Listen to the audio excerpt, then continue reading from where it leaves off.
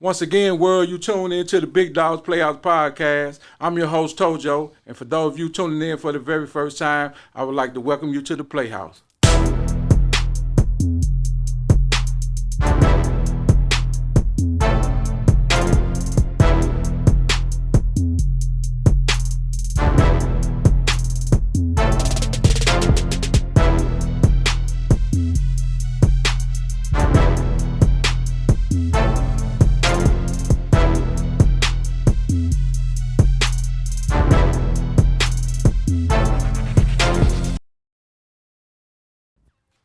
Check it out. I got a Playhouse alumni in the house with me. I told him he could come back anytime he want to, and he took me up on the offer. I got the world-renowned DJ Kut, the turntable knocker, in the building. What's up, Dirty? All right. My man. St. Louis, you already know. Always. Man. St. Louis versus everybody. What's up, Lily?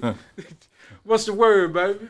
Man, it's, good being back at the crib for a minute. Like I said. Yeah, you did move on us. You know, Tampa, Florida and shit with that motherfucking hip ass shit. But it's cool, though. Hey, at least you ain't got to fight the bullets. You just got to watch for the alligators. Man. And the snakes and shit that come up off the thing. You dig what I'm saying? Backyard be crazy. Like, what's in the backyard today? It was a damn otter. An otter. Yeah. I've never had the pleasure to meet an otter. Man, I ain't trying to meet no damn otter. But I'm like, yo, what how big was it? It was big. Big motherfucker. Like a dog. Did you get your gun? No, I wasn't. My son recorded and he showed me the video after. I'm like, okay. Where does an otter come from? I thought they was like somewhere else. Oh, okay. Yeah, I ain't no zoologist and all that type of stuff. I'm like, man, this, I'm feeling like Dr. Doolittle down there. Man, so I know you at home, man, and everybody pulling at you, so we're going to go and get into it. Check this out. Since you returning to this thing, like everybody be like, man, you ain't had people on there you had before. Yeah, I did, because I was on JoeCon and we was just doing audio. Mm-hmm. And people see with their eyes now. Yeah, so guess what? DJ Kut back in the building. Right. Motherfuckers. Check this out, though. What high school you went to, Dirty? St. Louis thing. All right, so what's crazy, childhood, we moved like every single year. Every year. But I went to Roosevelt, freshman, sophomore, junior. Went to McKinley in my senior year, and then back to Roosevelt summer school because I decided to be a class clown in my senior year. It was right at the finish line. You went and did like I did. Dummy. Yeah, you know what I'm saying? We did the dumb move, you know? Did the dumb move, yeah. But what neighborhood you from? Woo, a lot of neighborhoods, man. Okay. I Which would one say, you claimed then? I claim Peabody because, you know what I'm saying, wherever your grandmama stayed. That's it. That's Big Mama house. Big Mama house. That's it. No matter where else we moved every year. So we got that. You know what I'm saying? I dig that. That's it. I got you. Okay. So what does the word DJing mean to you? Man, DJing is, to me, that is everything. You know what I'm saying? Because everybody in the world, we got a passion, something that's deep down in us, and it's like you can't describe the feeling. You just know you love what it is you do. I don't care if it's cooking, if it's doing a podcast, if it's making clothes. Your passion is your passion. You know what I'm saying? So that's all. Music always been my passion. So DJing is literally, everything. Yeah, they say your passion is in when you go to work and it don't feel like work. Yep. You do it with a smile. So, yeah. So that's what it is. Mm-hmm. And every time I see you smiling when you DJing and shit, you fucking the party up too. Heaven. Just like that. Okay. Who and what actually got you into DJing though? Man, what got me into it is, just watching people who came before me. Like I said, been loving music for forever. Like forever, from a infant on up, And I see the same thing with my son, who's 6 now. Okay. So yeah, it's always been in me. So you get on that path to go to where you want to be. You know what I'm saying? Like, how we were going to the concerts back in the day and see Jam. Man. Jam Master Jay, there you go. Boy. I seen the finna come out. Yeah, seeing you was Jam. at the one when the West Side Mob ran through the thing and fucked the people up. Man, that was a Raising Hell tour. There you go. I wasn't there. All right. I wasn't there either. I didn't make it. I had an injury, so I was at home sitting up, but they told me about it though. Yeah. Mm-hmm. So it wasn't just one person who you seen DJing and you said you wanted to be like him. No. It was just Yeah. So it's like the style of DJing that we saw, you know, like the Jam Master Jays and Jazzy Jeffs and all that type of stuff.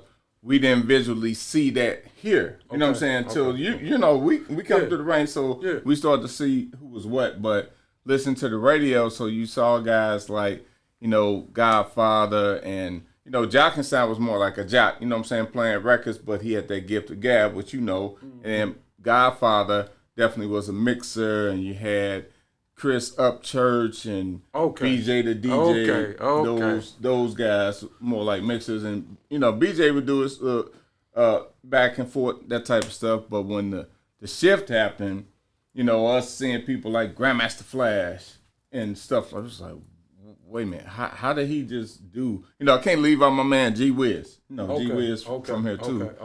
But when you go into the shows and seeing like, yo, one day I'm gonna be on that stage. Just like that. Yeah, one day I'm gonna be on that stage. So, do you remember your first gig? Where and when?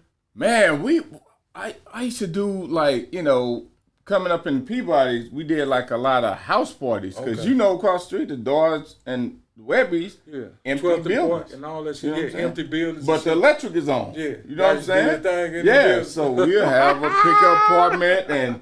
You know, it might cost food stamps to get in or whatever. So, you know, we would throw little house parties and stuff like that. So who used to roll with down in the Peabody? Man, so Tony T, you know what I'm saying? Yeah, East Coast Lounge and Black O's. And boy, NBC? Yeah. Tony T? Yeah. Yep, so my boy Pat Jam, Doc Box, L.A. Rock, Big E, you know, all us from, you know, LaSalle Lane, Morrison Lane. Yeah, so, you know, all of us, DeMarco, you know, all, So we ran, you know, we was the Southside crew. That was back y'all. then. Okay. But can't forget about my cousins, you know what I'm saying? Master D, Drew, you know, because you got to have your core. So you can't never, ever forget your family. So you say Master D, was he one of the roll call cats? No. Jock Stein wasn't a rapper?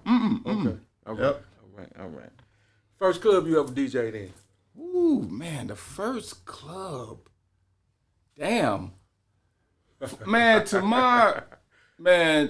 what I can recall, first actual club DJing is like filling in at the Max before. Yeah, that was my first club experience. The Turtles and the Max, they used to switch them over. That was it. What year was that, Kut? Man, like 92, because you got to look at Magic. Okay. So you had Ted, Doc Love, those guys was on Magic. Captain G before me. So I met Captain G at the Wiz, and then he embraced me, introduced me like to Kevy Kev and different people around the station. So that was the next question, parlaying to it.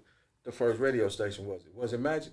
No, my first radio station was actually 89.5 KCFV because I went to Flow Valley. So, you know, I had a son on the way. He was born in 90.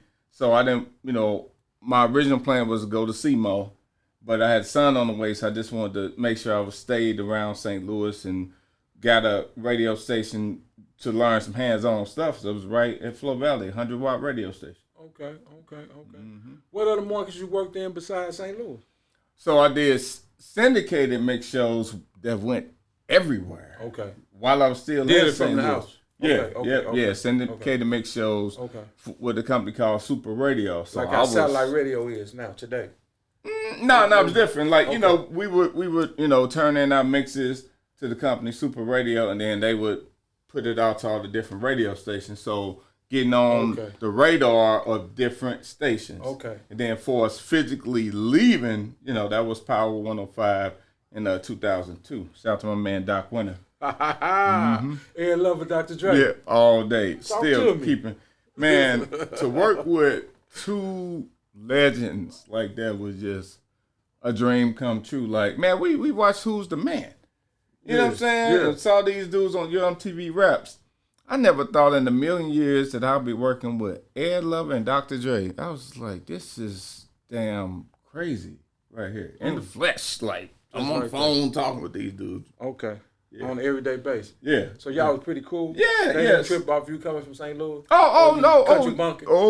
Yes, bunking. they did. Like New York and LA people, they can't see besides they place.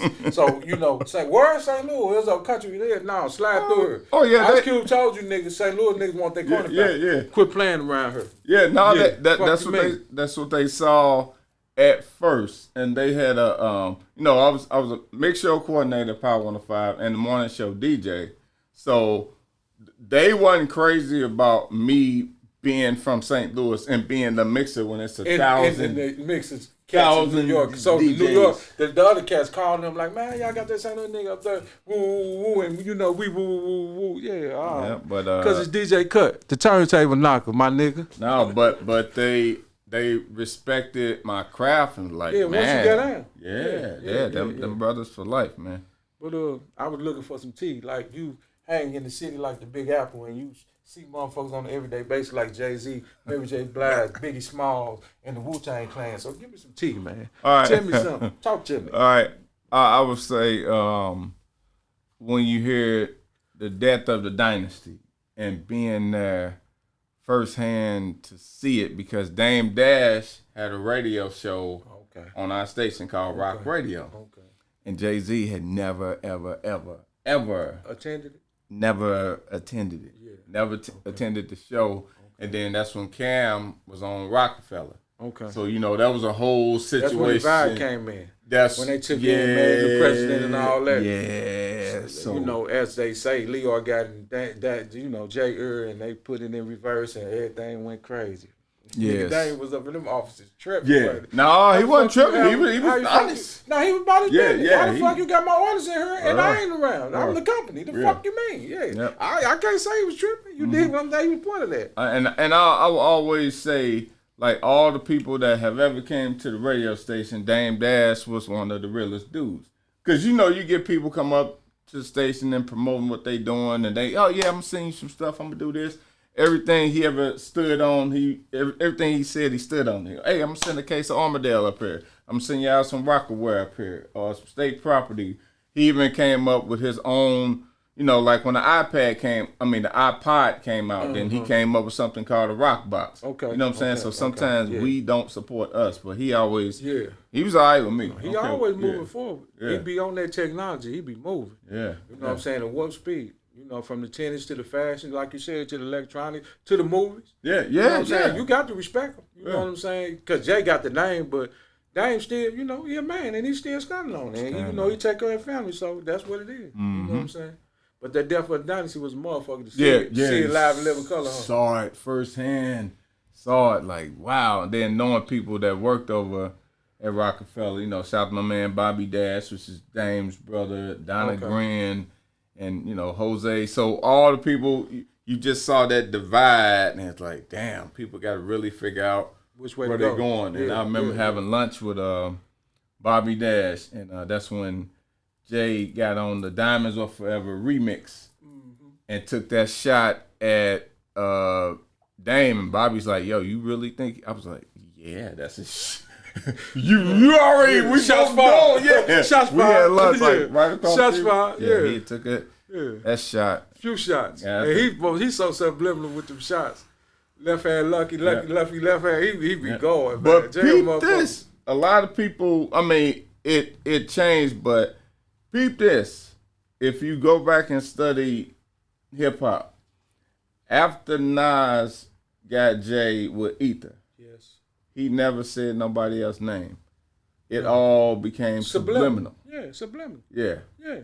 Eventually. Because them young cats, when you at the top, them young cats sitting there waiting, putting ammunition in their bullets. Go ahead, do it. Because we coming, and they going to keep coming. And you at the top, you can't go no higher. Yeah. You can go higher and higher in our eyes because he's the greatest to me. You understand what I'm saying? Yeah, no doubt. No doubt. To the average folk, motherfuckers like for motherfuckers to shoot shots at them. Yeah. You dig what I'm saying? No, but first, think about Takeover. He's saying names. Oh, he said a whole bunch of names. Yeah. Then after Nas dropped that Ether, he stopped saying names. He started getting subliminal. He started playing chess. Yeah, the checker game was over with. Yep. Yes, sir. Yes, sir. Yeah. Yeah. Okay. Yeah, that's what he did. Hey, man, that's crazy. since we reflecting a little bit, I'm gonna name a few places that you have played in, over your experience, and I just want you to give me your personal experience and share it with my crowd. You know what I'm saying? No doubt. The Smirnoff experience, Kingston, Jamaica. Man, dude, that was just unbelievable.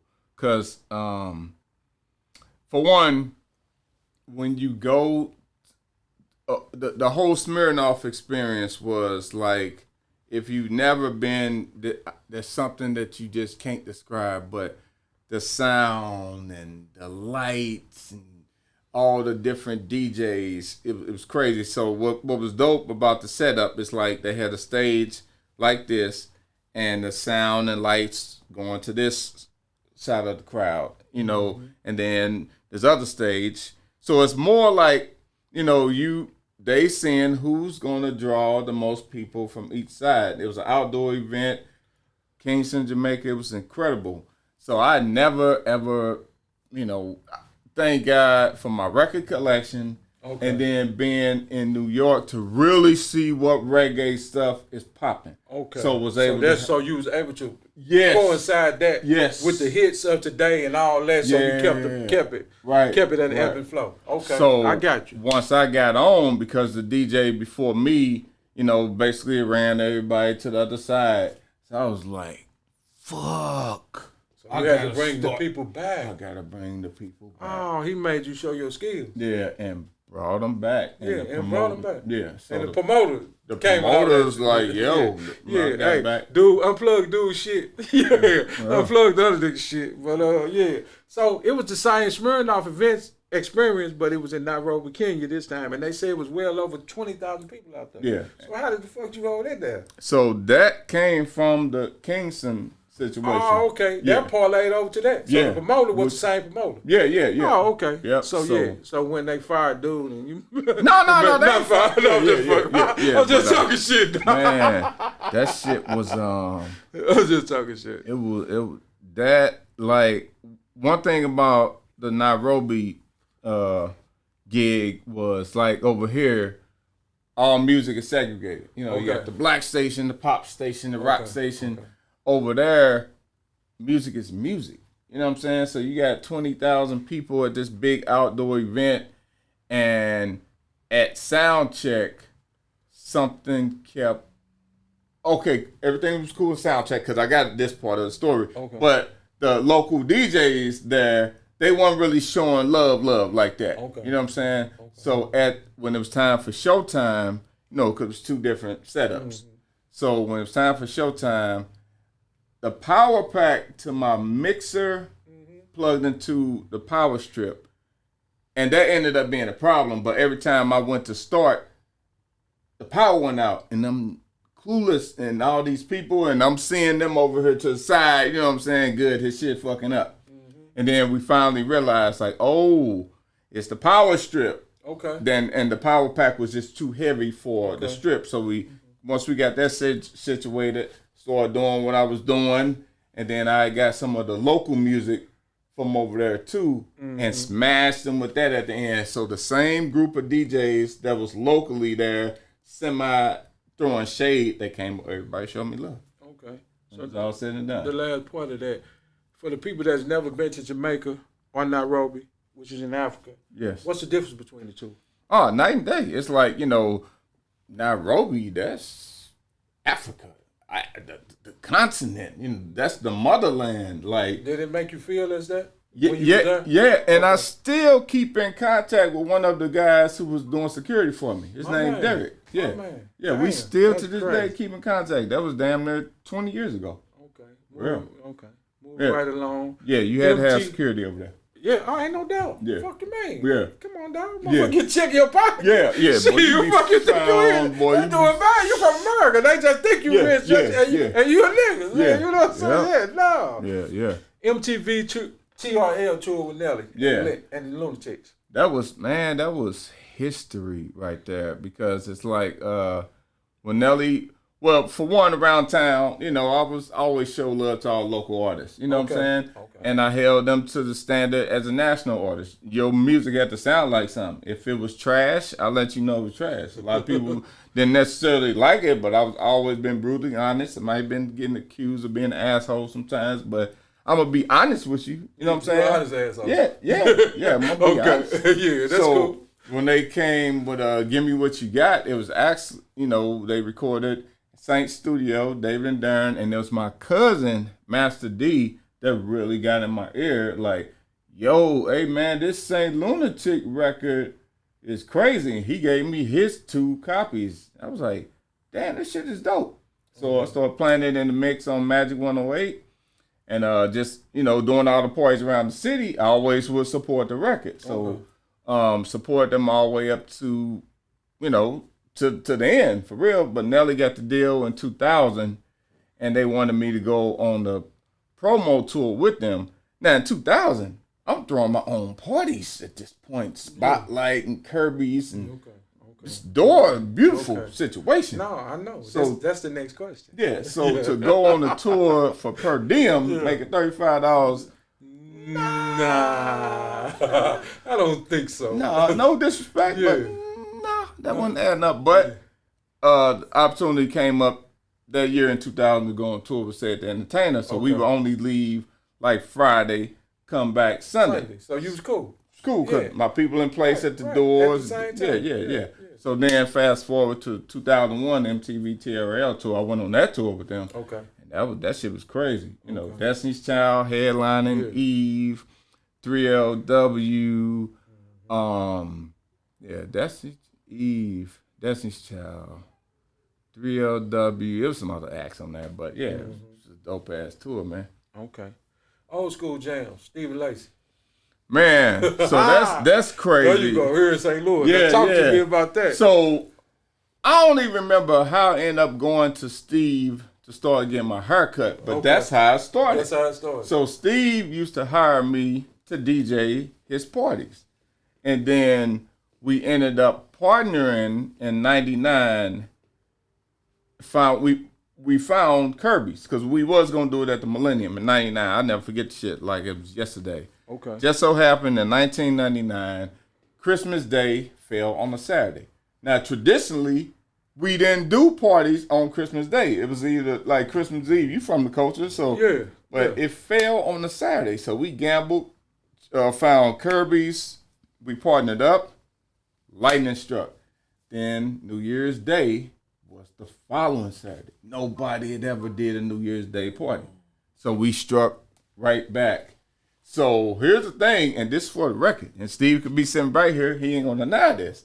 I was like, yo. Get him on the line. Yeah, we can get him on the line. Yeah, but go ahead. I was like, we can keep partnering and just keep going with these parties. We got Kirby's. The situation on the business end was beautiful. So he didn't want to keep going every week. I'm a DJ. I'm going to keep going every week. You going. I'm going. So that round was marvelous. Okay. Nice run, wasn't it? My God. Man, them boys used to be living in that dog. Hey, when y'all was on Little Van at the building? Yes. That's man, Kirby's. I come in that motherfucker. Okay, that was Kirby's. That was Kirby's. Man, I come around that motherfucker corner. I said, God damn, went up them steps. Like, what's up, Tojo? What's up? Shit. All these motherfuckers playing motherfuckers up here. Shit, what you mean? What's up?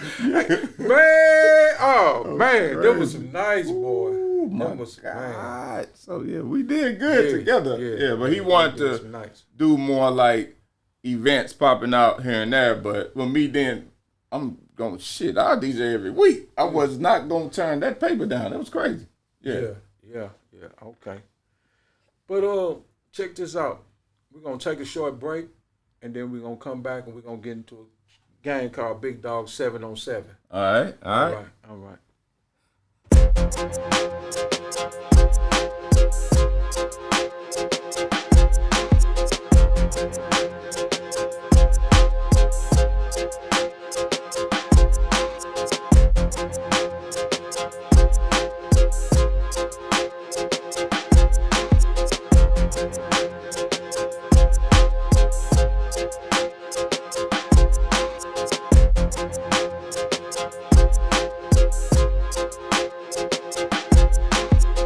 What's up, man? This your boy Q, Only Lifestyle Fashion House. Make sure you guys tap in.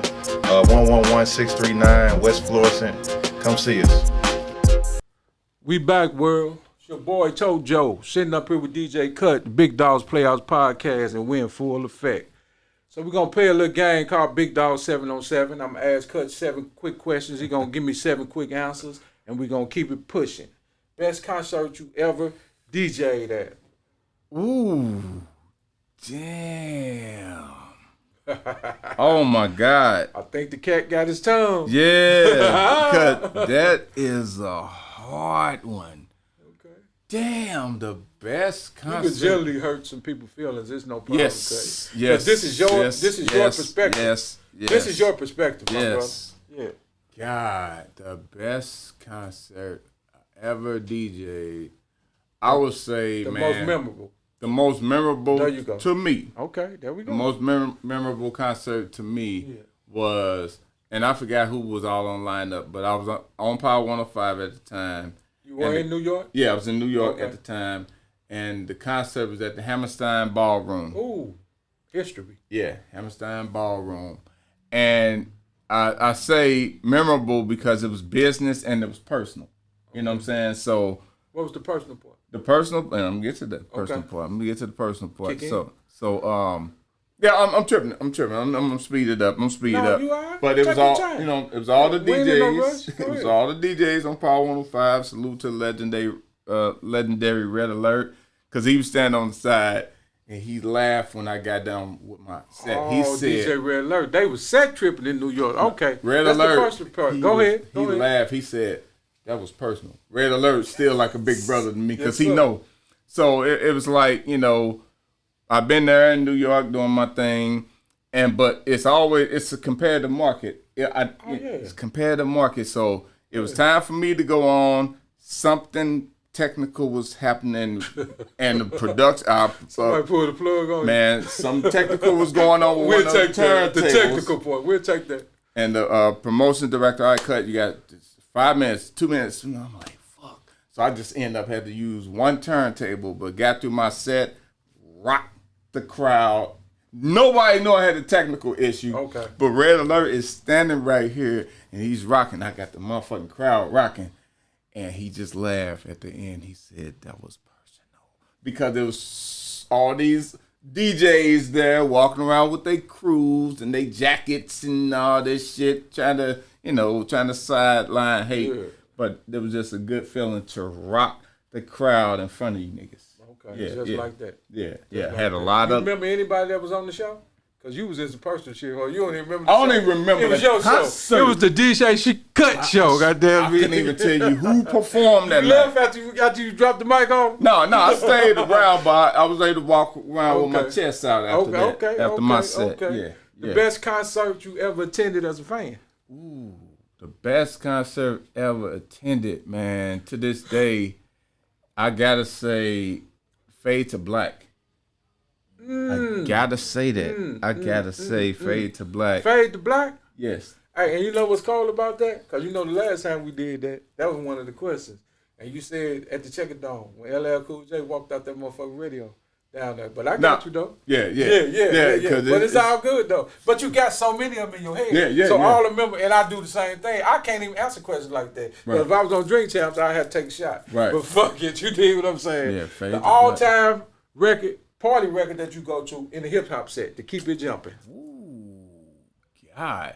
Man, and it's crazy to say, but to this day, there's almost no record bigger than Rob Bass' It Takes Two. Like, it don't matter what color you at, what color you are, what you still drop that, boom, at the concert. It Takes Two is still one of the biggest. It's a million trillion records out there, but just off the top of the dome, a guarantee is It Takes Two. It Takes Two? Mm-hmm. Oh, man. I'm telling you. Just like that. Just like that. Same question. Favorite R&B record to keep the set going? Poison. Oh, man. That's easy. Easy. The biggest New Jack swing record that wasn't produced by Teddy Riley. That's Hey, man. Motherfucker got Teddy Riley fucked up. yeah. Yeah. The biggest New Jack Swing record that was not produced by Teddy Riley. Besides New Jack Swing, 6 Minutes, produced by Teddy Riley. The Wild Wild West. Oh yeah. Fuck me up, like. Oh yeah, his like, history is crazy. I said, huh? He didn't put his hands on Dougie Fresh 6 minutes. Yes. Oh man, come on, dog. Yeah. Teddy Riley, man. Yeah. Favorite all time hip hop tour. God, man. So now we go back to that show with Public Enemy. Okay, so I think that had to be the Run's House tour. The Run's House tour. Yeah, Run DMC. Run DMC. What's the headline? Yeah, they was the headline. Yeah, Jam Master Jay got busy. Man. Goddamn me, with them two Adidas on them motherfuckers. Yeah. Busy spinning them motherfuckers. Okay, yeah, okay. Yeah. All right. Now I got to cut you, man. Top 5 rappers, dead or alive. God. It's too many. It is way too many. Okay, It is just too give me many. your 5. Woo, Dead or alive. God. Top 5 dead or alive. Yeah. Wow. Yeah. Number 1. I'm going to just start number 1 and work my way down. God. This one. All right, so I'm going to try 5. I'm going to try to go that way. You definitely got to put Nas in the top 5. You got to, like, anybody that listens to Nas albums and just keep excluding him is just puzzling to me. Okay. Definitely got to put Tupac in there. And really, I'm going to just get 5 because I can't really rank them. You got to put Nas in there. You got to put Tupac in there. Got to put Jay-Z in there. Ice Cube. Okay. LL. Like, LL. Who in the hell keeps leaving LL out of their top 5 dead or alive? Okay. Go all the way back through his history. Yeah. What are y'all doing? How are you leaving out LL? Cars drive by. Yeah, LL can't. He'll give it to you wherever you want to. Yeah. With the broads. Yeah. And everything. Yeah. Hard. Yeah, hard. Yeah. He'll go on you. Yeah. The first one. When he come, goddamn me. With the money The whole album. Come on, we now. listened to the whole radio album like, damn, he's same age as us. Yeah. Like, man, this dude killing it. Yeah. Man. Top 5 DJs of all time. Play more. Ooh, Jam Master Jay. Okay. Number 1. That motherfucker roll off your tongue real quick. Go ahead. Jam Master Jay, number 1. You got Grandmaster Flash, because the DJs that I'm mentioning, like, was game changers. Jam Master Jay, Grandmaster Flash, Jazzy Jeff, what I witnessed him do it to Checker Dome. I was just like, how? Now, there we go. How do motherfuckers sleep on Jazzy Jeff, dog? I'm like, Yeah. how is You might not like Will Smith as a rapper, Yeah. but this dude back at DJ, Yeah. he bring the party alive. Yeah. I'm Fuck like, you mean? yeah, Philly Jeff. at his finest. Yeah. Man. Yeah. Yeah. Jeff was a master. Yeah, he can stand toe to toe with any of them cats. Mm-hmm. I gotta give it up. Damn, this is hard. I gotta give it up to Red Alert. Definitely gotta give it up to Red Alert. Okay. And I gotta throw Kid Capri in there. Okay. And I'm gonna tell you why. Okay. You gotta look at like the history of DJing. Most DJs wasn't talking. No. Okay. Once this dude started doing what he was doing, watching him on Def Comedy Jams, like, damn, he's directing the crowd. He's like a damn conductor, able to conduct with the microphone and the records at the same time. I was like, that's it. That's the formula. Because you know, we from that era where you had the DJ and the person on the mic. The person on the mic sometimes would just fuck the vibe up. Like, shut up. The MC? Yeah. Because you don't necessarily they try to do too much. Yeah, you don't know. I know one of them guys. Yeah. I think he work over at Elmo or something like that. One of them niggas. I'm just saying. Yeah, I'm just saying. Yeah, a DJ know which way he's driving. So, yeah, I definitely got to put Kid Capri in there. Okay. Now, of course, those are on the national levels. You know, locally, you cannot leave out The Godfather. We talking about turntables. I'm not talking about jocking. I'm talking about, but he was an MC as well. Yes, at the same time. He did both of them. At the same time. Yes. So locally, Godfather. Can't forget about my man G Wiz. Can't forget about Captain G. Can't forget about my peers, Charlie Chan and Cool Odie. Oh man. How or people Charlie Chan, soprano, gangster. My nigga. But yeah. Cool Odie. How people don't Yeah. remember Yeah. Cool Odie was a beast. Yeah, and Cool Odie used to walk up Riverview with his shit. Yeah. To go do house parties back in the day. I can't take nothing from him. Yeah. Cool Odie was, once he got to doing what he was doing, he was cold. But you know another motherfucker that's cold on the other side of that river, 618. Yeah, no doubt. Bad boy. 618, yeah. Bad boy. Rest bad in boy. peace, Lonnie B. AJ, it's a whole lot of, man, Yeah. it's a whole lot Yeah. of bad motherfuckers from around here. Yeah. But I ain't heard Grandmaster Flash, though. Yes, I did. And the NASCAR. Okay. Yeah, I said his my name bad. second. Yeah. My ears don't work sometimes. No, that's all right. That gray hair kicking up both of us. I'm a distinguished gentleman, sir. Yeah, same here. Yeah. But anyway. Now, let me get some exclusive shit that don't nobody got, because I can ask the question because they're my partner. Now, tell the world and my people, how did your first part of your music career end on the radio? How did that go down over here? Okay. How did that go down? I tell it like Go ahead. on when they let me go at 95.5, I saw the writing on the wall. Okay. I saw so you seen it coming. I seen it coming.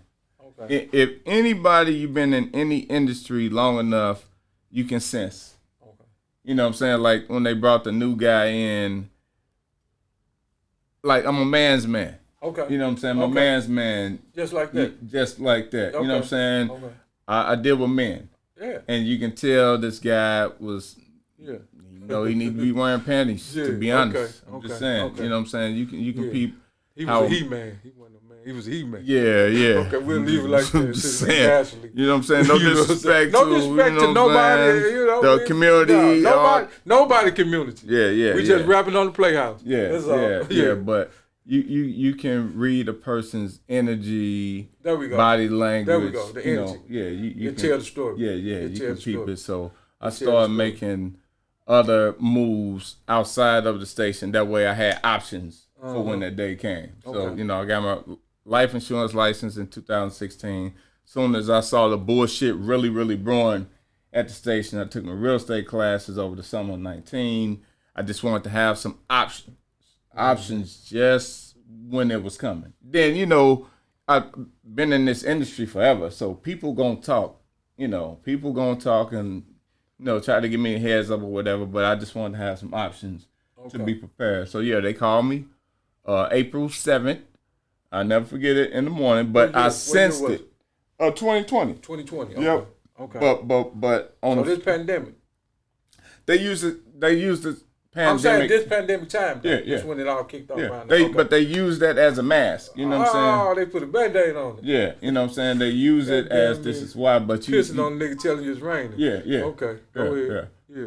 Yeah, but I readjusted fast. Yeah. And you moving into your new life. What you do now? Yeah. So I live in Tampa. Only thing I did was made the adjustment. So I stepped back on the life insurance side, full steam. I didn't waste no time taking phone calls. Everybody's calling me. They're gonna ask you same questions. What happened? I can't believe they let you go. Right. I ain't never listened to the station. Just the fuck you are. Don't go on with that. I know you mean well, but at that time people listen to radio. Right. So I wasn't gonna have a pity party. I called right now like, yo, they just let me go. Let's go. Let's go. Let's rock. I called Kevin Johnson at the Post. I hit up my girl Kenya Vaughn at St. Louis American. Gave them my statement. That way, you want to know what happened to me? Read the shit. That's what happened. But they let me go on some bullshit. Yeah, I don't care what kind of mask, how you try to sugarcoat the shit, whatever. So you rolled over into the life insurance. Full steam from there. So that's when I was calling you was taking the tests. And you was like, "Toe, I'm taking you." No. So I was already licensed, but to go to the regional vice president, I was studying. That's where you was at. Studying you for said, the I'm damn studying, test. dog. I can't do nothing else right now. Yeah. I got to study. Yeah. It was one of them situations. Mm-hmm. Okay, that's what it is. So your new transition in life been really smooth for you. You like this shit. Yeah. I like my freedom. Okay. I like my freedom. You Like got your time back. radio, I've always loved music, always. But I had to you gotta look at where we at in the business. Like You got kids, I got kids. They not us. They not listening to the radio for music, or they not waiting on information. So the game changed. The money ain't there. So they want you doing way more responsibilities for the same or less money. So if I'm going to dedicate 10, 12, 14 hours a day to somebody else's business, imagine if you was to dedicate that shit to your own business and building your own legacy. It's like, nah, I'm cool. Like, even in Tampa, I haven't even reached out to a radio station trying to get on because, again, I'm not from there. So to spend 3 to 5 years trying to build a name on the radio, I was like, shit, in 3 to 5 years, putting your focus in other areas, you fuck around be a millionaire in 3 to 5 years. Doing what you doing. Yes. So, is it safe to say you're not going back to radio, buddy? Not in the capacity I was. I ain't trying to manage nobody no more. Nah, man, let me do what I do. I do a shift and keep it moving. Yeah, but I ain't trying to. Nah, Like, so you just dip and down, play a little bit. Yeah, just for the culture. Just for for the culture. Just to get it off. Okay. Yeah, that's it. Okay. But nah, not to be under nobody's thumb anymore. Fuck that. So that's Fuck what that. the truth was. Fuck So that. Fuck that. don't- Fuck that. You know what I'm saying? Everybody asking, man, what happened? I don't know. But I could ask Kut though, and he just told y'all. So that's what it is. Yeah, it was some bullshit. They can put the corporate spin on it, but you saw what was what when they hired the old boy. Mm-hmm. He would deny it, but Man, so man, we've been kicking it, man, but we're gonna go into a somber moment right quick. You know what I'm saying? It's still resting easy. Give me your take on when you heard the news about Orlando Watson pass and DJ K Slay, because they passed in kind of the same week, huh? Yeah, like Easter. Okay, because I know you knew both of them. Yeah. See, I didn't know Lando. I knew K Slay, Yeah. but I didn't know Lando. You know what I'm saying? Everybody had much respect for him. All the Instagrams and Facebook rolling, and you know what I'm saying? I've seen them and been introduced to him before, but I didn't know him. I couldn't call him on the phone or nothing like that. But by you knowing him, how did that make you feel? Man, it was first things first, I'm gonna call him like a hero. Like because nobody can say at what point they would give up in life. You know what I'm saying? He had cancer, he fought it before, then got to the point where he had to have his leg amputated. This dude never stopped. You would text him or you would talk to him and don't even detect nothing is really wrong. Like he's operating as if everything is good. We go back to the 90s. Again, I'm DJing, on the radio here, the club scene. He had Pretty Boy Records. He had a studio on Olive. I even used to do a local video show with my man Cecil Park. It was called Hip Hop Shop. So we even did an episode right in Orlando studio. So always was supportive. He did a lot of things for major artists, from Bone and you name it. But man, I just never forget getting that text message from Charlie Chan. She's like Charlie Chan's mother, Minister Wendy, is like a mother to the whole all of us. Yeah. And she texted me. I was just like, damn, I was just numb. I was driving back from Miami, going back to the crib, and just had my, I don't know, people's like, damn, why this nigga in the car by himself crying? You know what I'm saying? Just it was like, damn, because I thought he was gonna make it. Yeah, but text, he got to the point where he couldn't talk and he could only text, and then started just losing, his functions, and it's like, damn, yeah, that was it, man. Bro. Rest in peace. You knew DJ K Slay? Yeah. So I knew him from over the years, like, it would be DJ conferences that you go to and you see all the different people. But, it was one in New York, so I met him at Sue's Rendezvous before. And then when I finally got to New York in 2002, I was laughing with my man Big D. We call him Big D the Weatherman. So he had took me, him and K Slade was like, they was like boys. Boys. So he had took me, K Slade was working on his album in 2002. Right. And he took me to a session. So we was in the in the control room. Scarface was in the booth, Okay. Recording his part. For the K Slay album. Yep. Okay. So it was K Slay, the engineer. I don't know who else was in there, and then it was me and Big D. But I was reading his body language, because when I'm mixing on the air, don't come in the studio, and especially don't you bring nobody in the studio. Okay. So I know you can pick up on the vibes. Pick up on the vibes. Okay. And he blasting the music, and Scarface is doing his parts, and then whatever part the music has stopped or whatever when they stopped it, and then Big D introduced him to me, and he was like, "Man, I was about to say, man, who is this nigga in the studio?" And we just bust out laughing, you know what I'm saying, because he didn't remember me, but whatever, because he was on Hot 97, I'm on Power. Some people be on that radio war. I respect you as a man. I don't care what station you was on. So yeah, we got cool from that point. And then fast forward, Bleezy wanted to do the DJ conference down here in 08. And he wanted K Slay to come. So he came to New York, and K Slay told us where to meet him, some place in the Bronx. But we from St. Louis. Like, we are like, if something gonna happen, it's gonna happen. So we didn't meet him at the spot he told us to, thinking something wrong was anything like that. It was a rough part of the Bronx, but Bleezy from the streets, shit, I'm from the fucking project, so you know how to maneuver. Right. And didn't even know that he didn't expect us to come until he came here and spoke on the panel, and he was like, "Man, I told Bleezy and Kut where to meet me, and them niggas came." He's like, "Man, I gotta fuck with them."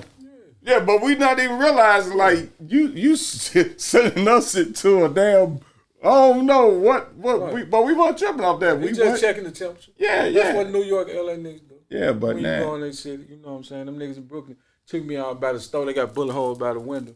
I've been shot 18 times. What the fuck did I get to do? Matter of fact, give me a thumb, because ain't nobody protect me better than myself. Right. The fuck is you mean? But yeah. Yeah, but we got cool, man. Always been a stand-up Shout out dude. to Tahaka Robinson, my dude, Brooklyn. And His then brother was the borough chief. And then we stayed down the street from each other in Jersey. So his artist Papoose, I would play Papoose on the radio. And one night I ran into him at the grocery store chain up there. It's called Pathmark. Right. So I'm in line, and he came through. He was like, "Hey man, I see you. Thanks. I was like, for sure. It was a dope record. For like sure. I wasn't on that. Station war. Yeah. But rest in peace to K Slay, man. Man, rest in peace to K Slay. Rest in peace Orlando. Yes. You had a near and dear friend pass recently. Man, whew. Ronell is his name? Man, Ronell Burns. Yeah, man. Situation that went on in Atlanta or something like that. I really wasn't really in tune with it. Yeah, man. But I know, man, you talked a few times and you was kind of fucked up behind it. You know what I'm saying? I just couldn't do nothing but hold you up like I always do. Yeah. Yeah, I tell anybody, man, what's crazy is Ronell dying, it hurt me more just as much as my younger brother. My younger brother died in December of 2020. Yeah, died December 2020. And it felt actually worse than that. And this is my younger brother. Right.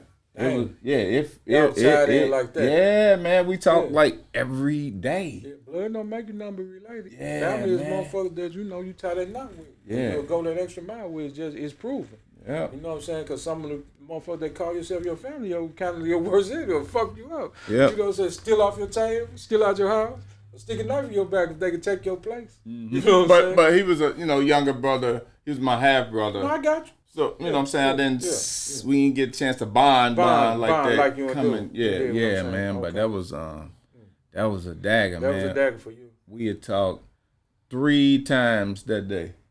3 times. You had to readjust your professional life and everything. Man, that took me. It took me a few months to rebound from that. You know what I'm saying? I was there with you. I talked to you a few months through that time. Yeah. You know what I'm saying? Took me a minute. But, I dig it. Yeah. So like when Kut at the crib just doing what he do, what genre of music do you kind of listen to? None. At all. I rarely get a chance to just sit back and listen to music. Maybe out of 30 days, I might get a couple of days to listen to some music, because my focus is I got a 6-year-old, and I want to make sure that he never got to work a day in his life, or his kids ain't got to work. So that's what the grind about. My grind is all about financial legacy. I see you. I always see you. Hashtag all that. Yeah. Financial legacy, financial freedom, wealth, health. Mm-hmm. You know what I'm saying? And love at the same time. That's what you do. Yeah. So would you like to give any shout outs, my brother? Man, definitely shout out to you, man. It's like, hey, look, I'm going to talk to all three of the damn cameras. Look, when Tojo reach out to you, don't be on the Hollywood shit. You know what I'm saying? He's a stand-up guy, real, through and through. Y'all don't even know this man's history. So he reach out to any of y'all, reach back out. You even do your damn homework on who reaching out to you. You know what I'm saying? Sometimes this generation behind us, I ain't saying everybody, but the old heads too. Yeah. The cats that's with us. Man, y'all got the cats that's with us. Shit. You know what I'm saying? But it ain't nothing though, man. Because it's all divine time. You dig what I'm saying? Yeah. And I'm going to say it. Because I'm all over the place like dog shit. You're going to have to step on me somewhere anyway. You Yeah. dig what I'm saying? So, it's all good. Yeah, we're going to get it done. But I appreciate that from you, though. Ah, man. You know what I'm saying? Because it's real shit, though. Because anytime I call you, I say, Kut, I might. You know what I'm saying? You like, hold on. I'm going to put y'all together and y'all take care of that because I got a Zoom call going on right over here because I'm trying to get my son and my grandson them taken care of for the rest of their life. You dig what I'm saying? Yeah, man. And I appreciate it. Yeah. Where can they find you on social media? Easy on Instagram is Real DJ Kut. Instagram Real DJ Kut. On Facebook is Brian Cutter. Brian Brian space Cutter Kutter. No, my last name is not Cutter. No, that ain't word. No. Facebook you just cut and scratch. Your last name is not Cutter. Why Facebook got you like that, bro? You know, Facebook wants your ID and passport, man. Nah, I'm making so you want the ID and passport. Yeah, y'all getting this the last name y'all getting. Y'all ain't getting no damn. Fuck you, huh? It ain't that serious for no social media. You ain't getting my damn ID. Man, so like, when you come from Tampa and come back to St. Louis, what's a day in the life of Kut? What's a day in the life of you when you come back here? Man. Everybody grabbing at you? Yeah, when I touch down in this city, I try to maximize my time. And sometimes when I come back, I don't necessarily see family members all the time because I'm on business a lot. I'm on how can I kill two birds with one stone? You know what I'm saying? Like last night, I came back to celebrate my brother G Wiz and my sis Arlette 1 year anniversary. I was the best man in the wedding. So G Wiz is celebrating his birthday, retirement from doing carpentry. And so what I did with that, like I just text everybody, hey, come to where I'm at. That way I can see as many people as possible. But when I come back here, I have to make business moves because I got a lot of different things that I gotta tie together to make it all boom. Draw that straight line. Okay. Yeah. All right. You can catch me on IG at TOJOBIGGDAWG 314, Tojo Big Dog 314, and at the Big Dogs Playhouse Podcast, which is on YouTube as well. And this show is dedicated, and y'all rest easy, to Black Richard, my nigga from the hood, North, real gangster. But that was my cat too, man. You know what I'm saying? Yeah, Richard motherfucker. We had some shit. Oh man, the one time I'm at the Broadway on the side, on the other side. He come in, but he got a look on his face. He mad the motherfucker. I'm like, Richard, what the fuck wrong with you? Man, them pussy ass niggas let them police beat me up. Ooh, he said all them niggas. I said, what they do? He said, man, police and guards and then put handcuffs on me and threw me in the snow pile. You know how they put the snow on the side thing? Yeah. He like, man. I said, man, what you want to do? He said, nigga, I said, you want to go back next week and handle that? He said, nigga, you already know. So she called it down, called the whole city. We went down there. We at Facades. So we in there letting them jam. You know what I'm saying? So Big Bob in there at this night. So I'm like, I don't know, Big Bob on security chair. So I get in his ear. Hey, we finna woo. Say, so I'm gonna step out the way, do what y'all do. I say, all right. Hey, Rich, Which one of them niggas did that to you? He said, right there. What you gonna do? Boop, boop, boop, boop, boop. Man, and the whole place went crazy. Cleo was still living at this time. He come off the top floor. Next thing you know, I look to the right. I see somebody trying to grab the cash register. I said, these little motherfuckers, the motherfucker. We ain't got over to the Broadway. The funny part, though, we get to the Broadway. So every motherfucking night, the Brows, hey, them Northside niggas, oh, boy, they got down, woo, woo, woo. So DT. Yeah. She say, Toe, half the niggas was in the bathroom. I said, what bathroom? The girls' bathroom. I say, who? I ain't gonna say no name, but she pointed them niggas out. And these street niggas in old hip fly, you know what I'm saying? I say, you, and they over there capping like a motherfucker. Like, man, go buy some champagne, man. Y'all faking, dog. Cut that out, man. But shout out Black Richard. You know what I'm saying? The show dedicated to Black Richard, Orlando Watson, and your partner, Ronell. Yeah, Ronell Burns, K. Slade. Yeah, K. Slade. Yeah, man. Y'all, you know, rest easy, rest man. in peace, Kiana Burns, too, because we all... The wife. Yeah. Okay, So rest in peace to both of them, man. Both of y'all. I'm going to say this. Go ahead. Rest in peace to Ronell and Kiana. Nobody was there, to my knowledge, but them two. So only them two in their final moments know what happened. None of us know. Well, for the record, I'm going to just speak for myself. I don't know. I was not there. Yeah. But rest in peace to both of them. Because, you know what I'm saying, 8 kids or without a mother and father. So however, whatever people want to put a spin on, what, rest in peace to both of them. Period. Yeah. And like we do about this time, watch your thoughts because they become your words. Watch your words because they become your actions. Watch your actions because they become your habits. Watch your habits because they become your character. And please guard your character because it becomes your destiny. Who and what you truly are in this limited universe that we all dwell upon. Peace, peace, peace. See you when I'm looking at you. And we out. But later on, when it cooled off, we came down and made a couple of friends.